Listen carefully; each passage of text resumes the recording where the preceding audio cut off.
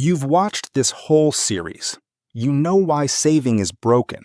You found your leaked money, you learned about ETFs, and you understand why waiting is the most expensive mistake. Now, there's only one thing left standing between you and your future: actually starting. Today, I'm giving you a simple 30-day action plan, so you don't just know what to do, you know exactly when to do it.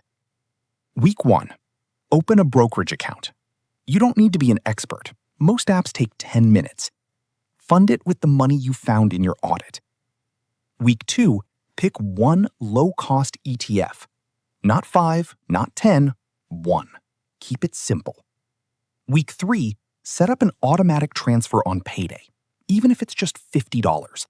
Automation beats motivation. Week 4, and this is the hard one, do nothing. Don't check the charts every day. Don't panic sell. Just let your money army go to work. Here's the truth they don't tell you. The real investors aren't the ones who found the perfect stock. They're the ones who showed up, stayed consistent, and gave it time. Your first month isn't about making money. It's about building the habit. The habit is the asset. Everything else is just math that happens in the background. This is the end of the Wealth Foundation series, but it's just the beginning of your journey. You have the plan, now go start it.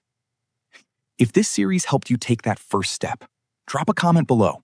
Tell me what your first $50 is going to do. And if you want to keep building, hit subscribe so you don't miss what comes next. I'll see you in the next one.